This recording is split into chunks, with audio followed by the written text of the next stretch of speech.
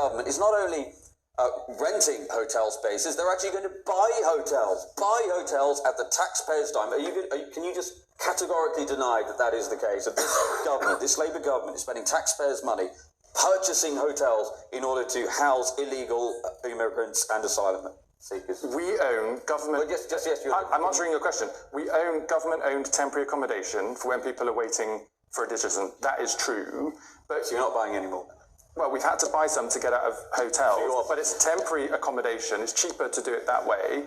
But look, when you say that this means that the government is prioritising foreigners over the British people, you have to explain what you mean by that. Let me explain what I mean. True. I spent many weeks in the constituency of Runcorn and Helsby. Runcorn is a very deprived area. And do you know the issue that exercised people so much and why you lost that seat with a massive swing to Sarah Pochen?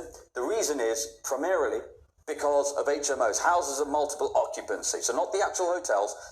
In an unholy alliance of Serco and Yvette Cooper, the Labour Home Secretary, illegal migrants are being deposited into communities where there's no say for the local people about it, people from alien cultures.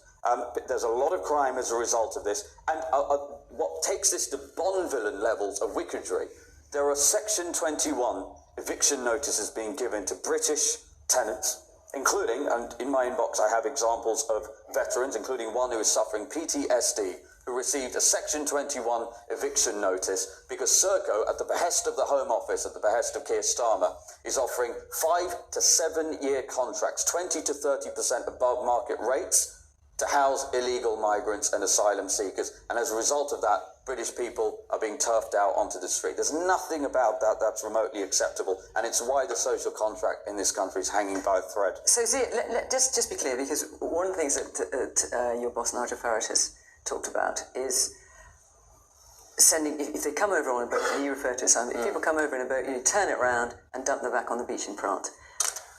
Practically impossible. How would that happen? How would you persuade the French government to accept that? Well, number one, you might ask them what they're doing with the £400 million of British No, I'm asking you a different question. How would you persuade the French government to accept that?